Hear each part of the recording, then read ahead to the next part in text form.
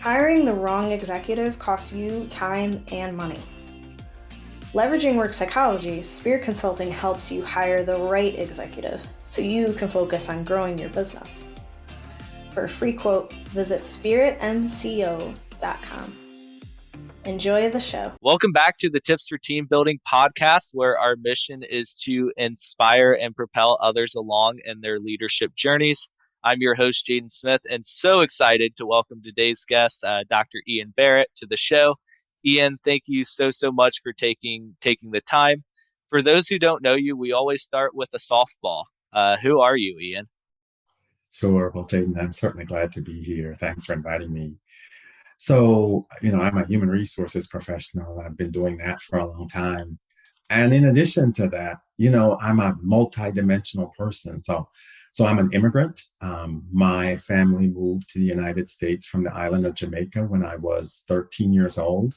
And so I had an opportunity to go to high school and, of course, go to college and to build my career here. My dad still lives there, and so I do go back from time to time. In addition to that, I have many interests. So in addition to working in human resources, I like to be engaged in things that are going on around me. So the things that I'm engaged in, I like to be engaged in politics. And so I participate in my civic duty by voting, but I also participate in the process. I'm engaged in sort of civil rights activities. And education is also to a passion for mine. So my alma maters and just educational in general. And then I'm a member of the LGBTQ community, and so I participate in that work as well. My husband and I, we've been together for, let me get this right, it'll be 23 years next month.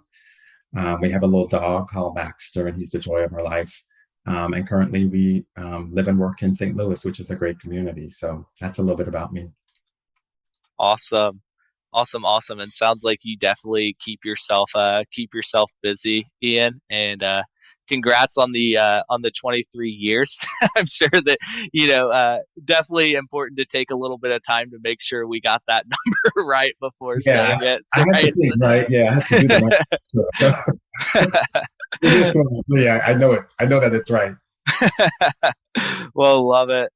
And, just appreciate your, just kind of like sharing of your interests and activities and such as well. I think, there's a lot of opportunity for engagement and involvement in the areas that you have kind of outlined, and outside of voting, being able to get involved in different areas. So just want to, give kudos to you on that front as well. Sure. Of course. Awesome. So, focus on, personal, kind of interest and personal, the personal piece of your life, Ian. Would love to, hear more about how you got into, the leadership position that you're in today, just kind of sharing more about your leadership journey. Sure. So, I started my career as an individual contributor. So my first job out of college, I was a pharmaceutical sales rep, calling on physicians and pharmacies. I sort of liked that job. And then I sort of left that and got into human resources. I got a job with a security guard firm, first as an operations manager, sort of the person who, more of a specialist, providing support to operations as we put, security officers in various accounts. And then one day, the human resources manager announced that she was leaving. And I'd had an interest in human resources. I was working in operations at the time. She actually had an HR assistant who wasn't interested in the role, even though she was well qualified. And she asked me if I wanted to be the HR manager, and I would be supervising 2 people. And it was an opportunity to grow. It was an opportunity to make more money. And so I said yes. And so I became the human resources manager for this firm. I often say that I got promoted and moved into leadership using the poof method, meaning that today I'm an individual contributor and the next day, poof, I'm a manager. And I got poofed into that manager role without any experience. And I'm really thankful for the 2 people that I supervised, because I tried out a lot of my trial and error is really how I learned to be a supervisor. And then along the way, I've had opportunities to take on a variety of different roles in human resources. So really leading every single HR vertical along the way, and then sort of moving up the ranks from manager to director, associate vice president to vice president. So, and along the way, people have, I'm sure we'll talk about mentoring and sponsorship later, but along the way, people have seen something in me and given me opportunities to expand my areas of responsibility, expand the number of people who I provide support to or who I lead. And so that whole business of mentoring, sponsorship, and coaching is important, and people along the way have sponsored me. Awesome, awesome, awesome. And love your term of the poof method, right? Because it seems like that happens so often in organizations where you kind of see people who are like your best individual contributors then getting, promoted, hey, the next day you're now leading a team. And, one of the things that, we're seeing a lot of, like it's almost like it's like a sink or swim, or that's kind of been like traditionally, the way in which that's happened, especially in certain industries. I mean, I can think back to like my experience working in the restaurant industry. Like it was very much like, hey, you're our best fry cook, or you're our best cashier. You want to manage a shift now? You want to do this? Like, so like, think that highlights kind of like, just why it's so important, like you said, for like the mentorship, the sponsorship, and like the development opportunities. Because too often leaders are just kind of like thrown into a position, but not really given those tools for success. I agree, and I do think so. I do believe adults learn on the job. One of my degrees is in adult education, and we learn, right? We learn through practice. I do think it needs to be supported through formal education and training as a leader, because there's just a slew of stuff, right? Everything from sort of labor law and policies, and really to what to do and what not to do. And then the leadership pieces around, creating a vision and getting people excited around that vision. Because if people are really excited, they will follow you anywhere. And so I think those are some of the pieces that I think people really need formal training in. Yeah. Yeah, absolutely.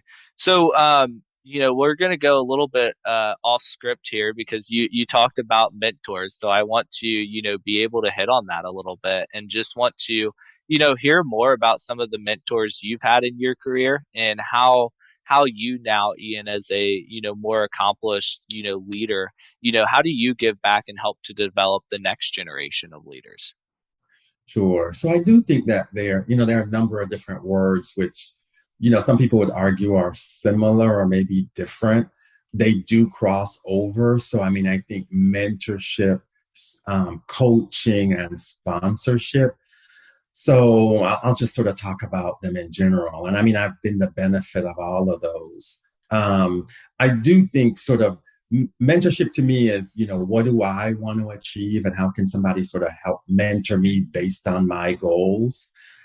I sort of define coaching and sponsorship as more, what does the organization need, and how can you mold me based on what the organization needs in the future?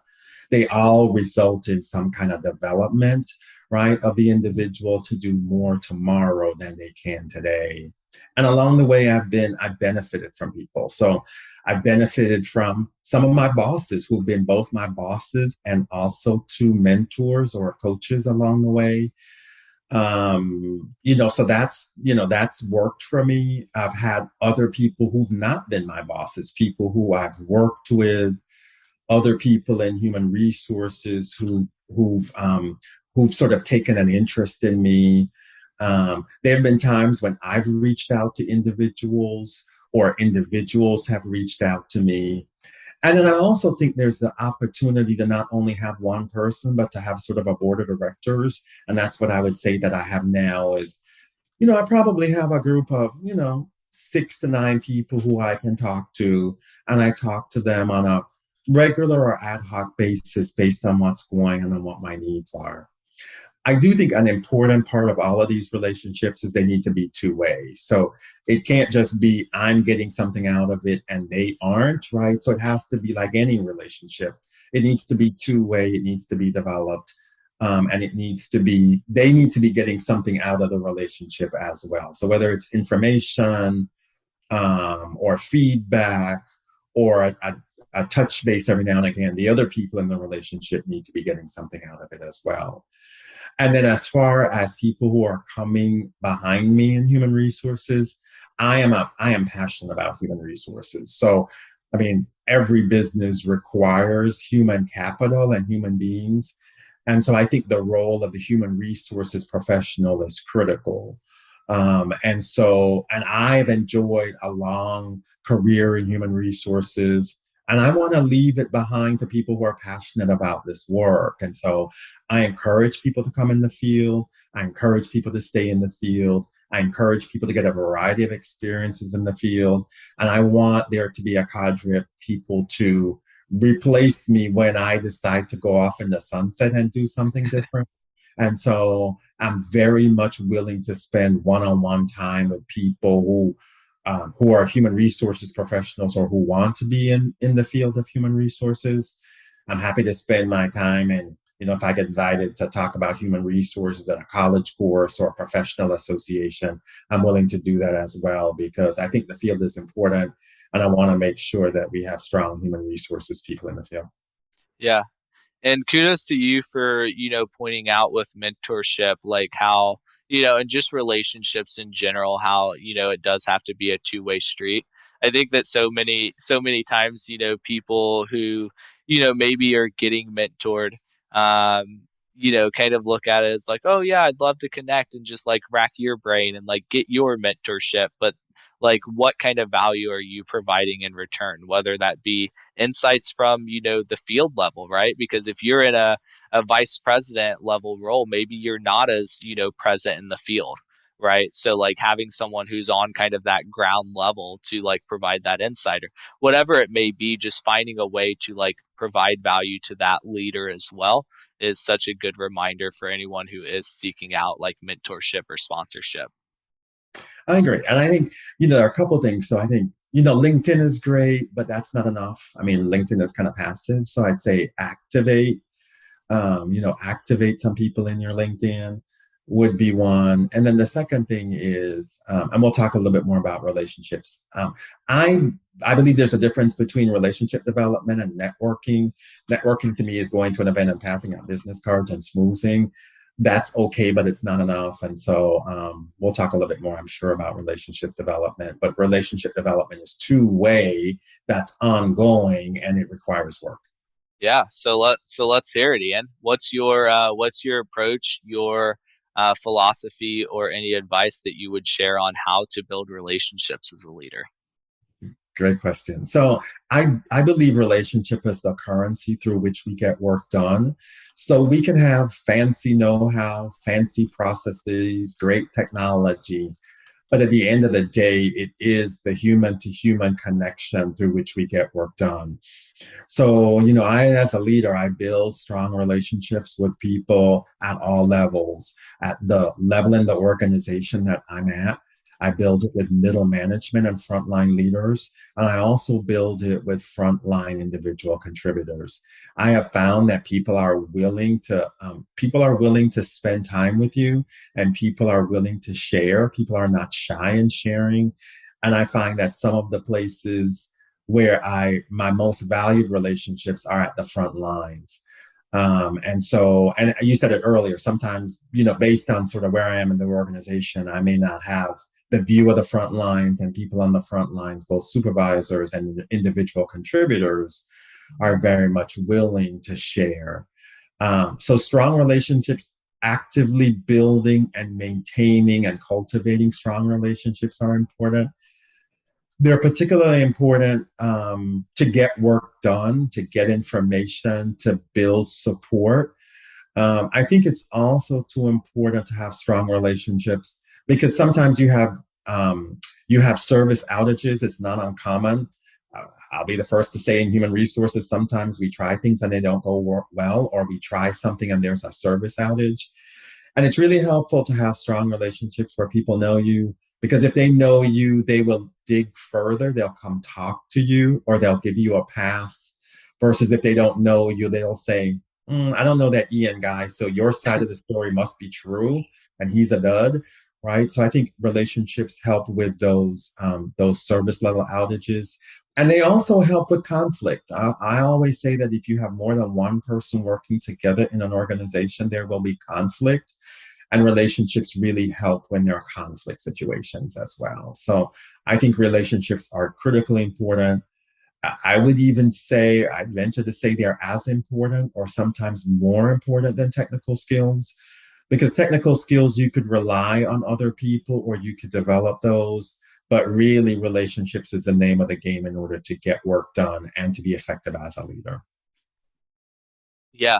Yeah, absolutely. I mean, I think to your point, like you hear so much about like yes, the technical skills are important, but like the soft skills is what we make decisions based off of. That's how we, as an organization, we're looking to hire, right? Because you do need those people who are able to build up the relational equity to get work done, because if everyone dislikes you and you're just a jerk who pushes through to get work done, like that's going to be very very very obvious, and it's going to hinder the ability to get work done. So as we kind of think about Ian, like getting work done, one of the skills that you've really outlined and kind of exemplified in your career is the element of change management, and that takes those relationships, and that is so important.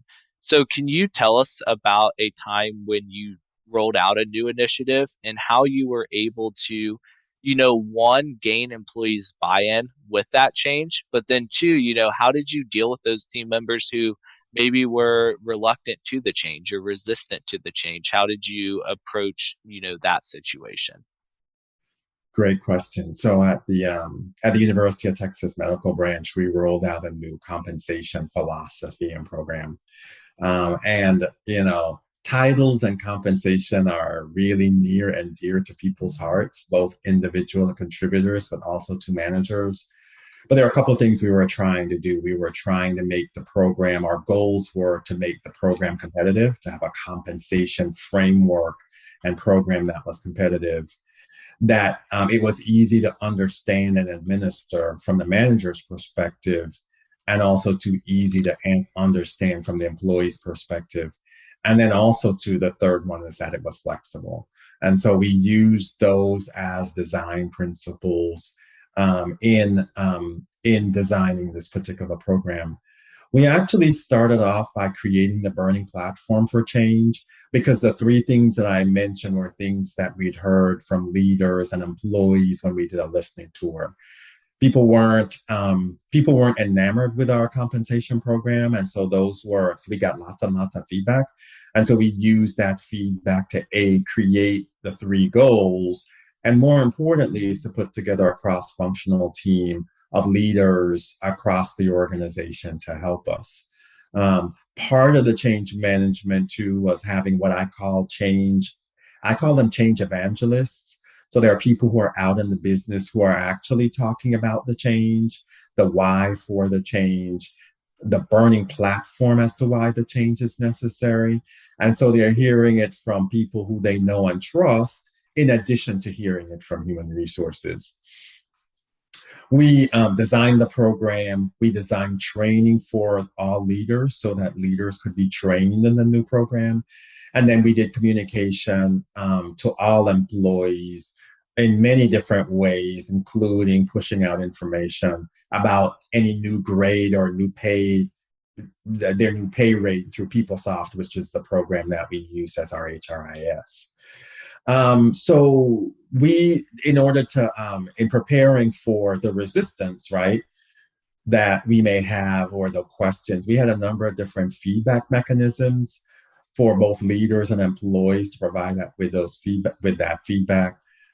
So leaders could talk to their leaders, they could reach out to human resources. We did my favorite open session with employees where they could ask questions. And then we had a confidential way for them to get feedback to us. A key, I think, to this kind of change is the leader of the work group, preparing the frontline leader to be able to answer questions and to explain it to their people. And so we spent a lot of time preparing the frontline leaders for that, around all the things, around all the questions that they may get. But we also prepare them that if you get a question that you don't know the answer, is to say, I don't know the answer to that question, but I will go back to the design team to get the answer for you. And I think all of those pieces helped us to have a successful launch. It wasn't perfect, right? Because you're building the plane as you're flying it. There are things that you don't anticipate that come up during implementation, but we were able to deal with those issues as they came up. And I think that we launched a successful program that met the needs of the organization, met the needs of our employees, and also met the needs of our leaders. Have you been feeling unfulfilled? You want to be happy, but just continue to struggle. One of the best ways to experience joy is by caring for the homeless. A charity I've grown to love, River of Light, food rescues 1 million meals per year for the needy in Chicago. Imagine how that makes you feel, knowing that you're helping feed children and veterans. To make a tax-deductible donation, visit riveroflightchicago.org. Again, riveroflightchicago.org. No one should go to bed hungry. Awesome.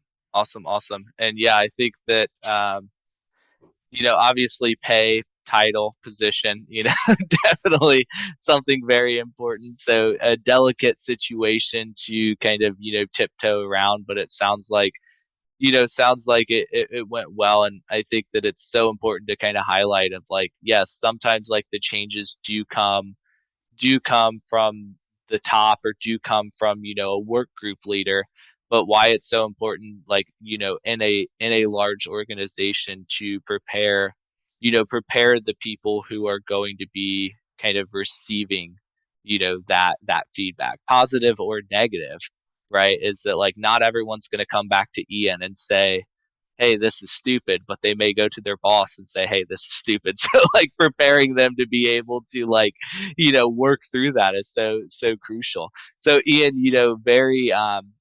very bright mind, very forward thinking, and I'm sure just have so many great ideas when you are within an organization of like how different improvements can be made and how changes can be made that would either create improvements. Like you said, sometimes you just have to try it and it may not create the improvement, but you do want to try it. And so how do you balance kind of that idea of like rolling out new initiatives versus making improvements to what's already there? Good question. So, I mean, I think that I've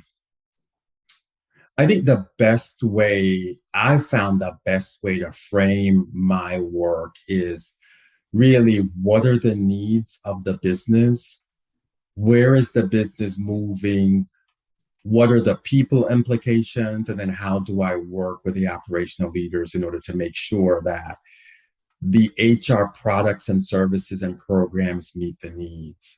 So I work in healthcare. And so healthcare is a dynamic, changing business. It's become more dynamic and changing faster over the last 2.5 years because of COVID. And as we move into the endemic phase, some of the challenges that we've had in healthcare will continue. COVID has helped to exacerbate or exaggerate some of the challenges that we have in healthcare.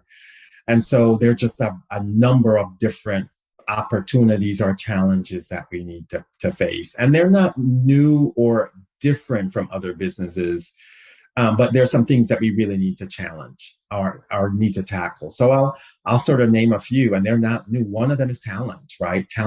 Finding talent in order to provide care. It's always been an issue. We need to continue to focus on talent acquisition and finding talented people. We need to work on pipeline programs, which is the beginning point of talent acquisition. And then we also need to retain, right? We need to retain the people that we have. And so that continues to be a focus. And then also I put in there sort of compensation and benefits, I would put work life and well-being, diversity, equity, and inclusion. All of those things have become even more important as a result of the pandemic, and also to the racial justice movement, which we've seen over the last couple of years. So those are all things related to talent. The next bucket would be leadership. So the frontline leader, as I mentioned, is important. And so how do we support him or her in order to be most effective?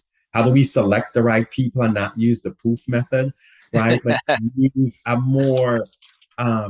better method than the poof method. And we need to prepare people in order to lead, right?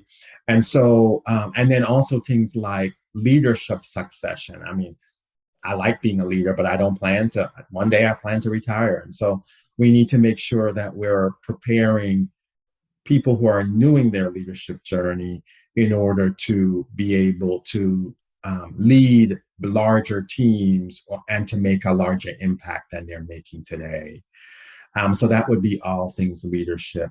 And then I think in sort of organizational culture and organizational capability, things like a culture of innovation or a culture of performance. I talked about diversity, equity, and inclusion. I would also put it in that space as well. And so we need to be focused there. We need to be focused on culture. We need to be focused on mission, vision, and values.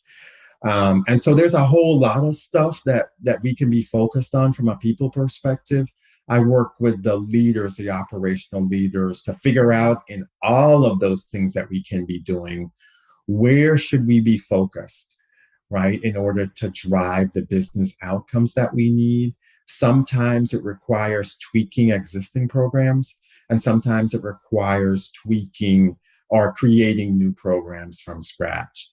But it's always based on the operational needs and us working with operational leaders in order to identify the priorities. The last thing I'll say in this area is I alone as a human resources leader can't fix or take care of all of the talent or people challenges or opportunities that we have. I really need partnership with operations. So I actually want them in my swim lane. I want them involved in talent acquisition or pipeline development. I want them involved in what are we going to do from a compensation perspective. I want them involved in leadership succession, because it's all of us partnering together where we will be better tomorrow than we are today. And so it's really a partnership between human resources and operations. Yeah, absolutely. And so much goodness just shared there. So thank you. Thank you for, kind of diving into that, Ian, and, just, sharing of just like how important it is to, just kind of understand because I think sometimes we like get this great idea, right? And we're like, oh, we need to make this happen. And then like recognizing that great idea maybe, falls into like the not urgent and not really important category of like, yes, it would be, a value add, but maybe it's not, the most pressing need, right? So like being able to devote your time, in that way of what is most pressing to the organization and the challenges we're facing now and, in the future. Yeah, I think, you said it on the head. You hit the nail on the head. What is the problem we're trying to solve? Right. I think that's so crucial as we define the problem. And then what are the interventions? And do we already have interventions? And are we fully utilizing the interventions and the tools that we have? People really get excited about creating new stuff. And I often say, well, do we already have old stuff that we're not using to its full potential? And can we further implement what we already have? Right. So it's what is the problem? Do we currently have an intervention, or do we need it to create something from scratch? Yeah. So one of the things you kind of, touched on, Ian, is just how, how important it is to prepare leaders beyond, the poof method and, wanting to make sure that like, on your team that when you're ready to step away from the position that there's someone kind of, ready to step into it. So what kind of, can you just kind of share, I guess, what kind of like development opportunities you provide for your team and how you as a leader kind of stretch them to push them into, that next level if it's something that they're interested in? Sure. Great question. So, we have a framework around which we operate our business. And as I mentioned, we're in healthcare. And so it's around the employee experience, which is everything related to employees, the people who work with us and for us. The patient experience. So what's the experience of the patient who comes into our health system? Quality and safety. People come to us for care. So we want to provide safe care and high quality care. And then the last one is stewardship and financial performance. We're a nonprofit. We need to be stewards of the organization. We need to steward the resources and the assets. And we need to make sure that we're at least making a margin. So we use that margin to reinvest in our people and to reinvest in our business and our operations. So that's the framework that I use with my leaders around, that's the framework that I use for my own goals, but it's also the framework that I use for my leaders every year on an annual basis. And so we talk about, where can you have an impact? Clearly, as HR people, we can have an impact in the employee experience, but we also, that's tied to the other four buckets. And so I make sure that we're developing goals in all of those areas. And in some of those other areas, we're partnering with operations in order to advance. I believe, again, I'm an adult learner and I'm an adult educator. So I believe that people learn through doing. There needs to be some formal education. I believe in that as well. But I like to give my people exposure to things that they haven't done before and to projects that they haven't done before. So we talk about, what are the kinds of things that they need to develop? What kind of exposure do they need? What kind of experiences do they need? And how do they get those through, participating on project teams, participating on task forces. Maybe it's taking on something that I've been doing, right? And so sometimes it's me relinquishing some of my responsibilities to my direct reports so that they can have developmental opportunities. And so, that's sort of the process that we use on an annual and an ongoing basis.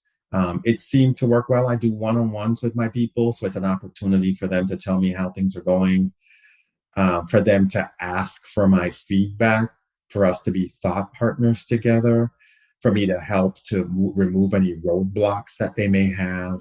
But it's also an opportunity to have an ongoing dialogue about their work, their performance, and then their own development. I love it. And as a leader, as someone who takes so much pride, I'm sure, in the work that you do. I'm sure that it's never an easy decision to say, oh yeah, I'm just going to, push this off to some, delegate it out. Right. I know that a lot of leaders struggle with that of oh, this has been my baby, but I think that it's so crucial. And, our first job as a leader is to develop those around us and to lead the team. Right. So, just appreciate you sharing that, because I think that that's good advice to share with others of you can't hoard all the fun stuff for yourself. You have to, share it and help, stretch others to continue to grow as well. I do think that the development of others is a key role of a leader. And I actually think the more you advance in an organization, the larger that development role is for that particular leader. So we start our careers as individual contributors who are responsible for the delivery of XYZ. I think as we broaden our scope and we move to higher levels in the organization, that development of talent is extremely important, and it is required. Yeah, absolutely. So Ian, you kind of, spoke to, just kind of the